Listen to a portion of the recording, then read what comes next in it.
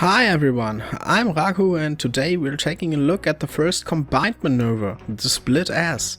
If you take a look at the picture, the maneuver looks like the lower half of the letter S and, well, this is where the name comes from.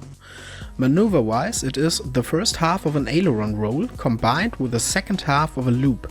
So if you're unfamiliar with one of them or both, then please watch the part for the aileron roll or the loop before you continue. You can execute the split S without the initial pitch up of the aileron roll, but this pitching quite ensures a smoother downturn. It's, in my opinion, just more pleasant to fly. For the sake of this video and for the sake of the learning effect, we will just do this pitch up. And as I said, I just like it a little more, and we are in the Zoo 33. Well, what's wrong with me?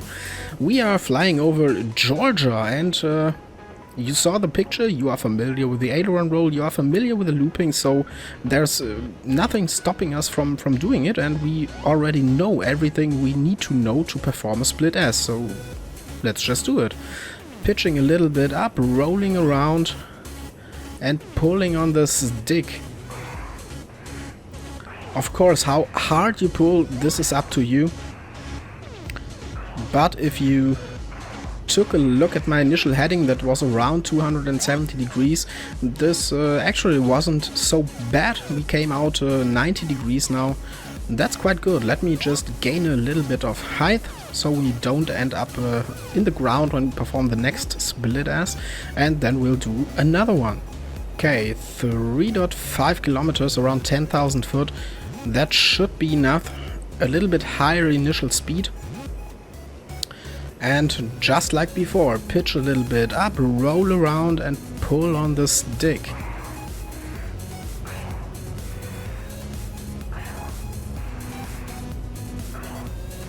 And here we are again, about 10 degrees offset to our left, but that's okay. As I said in other parts before, these aren't aerobatics here. We don't, well, actually don't give a shit about parameters if you want, so these are not important in a turning fight. In a turning fight, it's all about the flight path and the turn rates and circles you're flying, so we don't have to perform a perfect split S here. You just want to train that in case you need it, and you might need it as a absolutely last resort if you overshoot someone, or if you just want to put distance between you and your enemy. If you are pursuing an enemy and you think you are overshooting, or you just want to put some distance between you and him and break away from him, then split S could be the maneuver of your choice. If you perform it while behind someone and pursuing someone, you will just really break away from him and gain a high amount of distance. And that should be it for the flying part. Let's take a look at tech view, because we might see some interesting things here. First off, and this is a first split as we've performed, and well, it looks almost like the picture we've seen in the introduction to the video. It's absolutely the lower half of an S. Nothing much to see about here, but what's interesting in my opinion is the altitude loss in comparison to speed. What you see, let me take a quick look. What you see here, 0 to 9, this is the altitude. Arrow pointing down means altitude we are descending, arrow pointing up means we are ascending, and the number next to it, 071, 072, this is our speed, better to say true airspeed. So 29 means 2.9 kilometers and 72 means 720 km/h.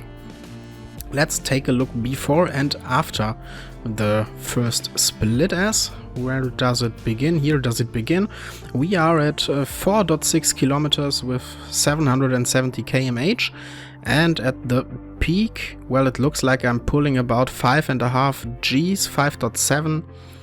And when coming out, we lost 70 km/h and we lost about 1.6 kilometers of height.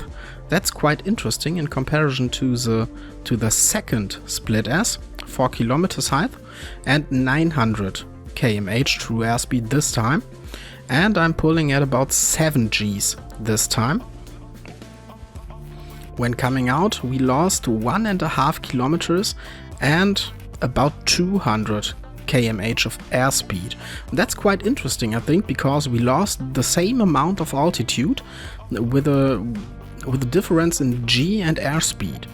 And that's a fact you have to, well, you have to check, so to say. Best how to learn it is just do it for yourself, train it and watch it afterwards in tech view and see how this relates to one another. And that should be it for today. I hope you learned something and I hope to see you next time.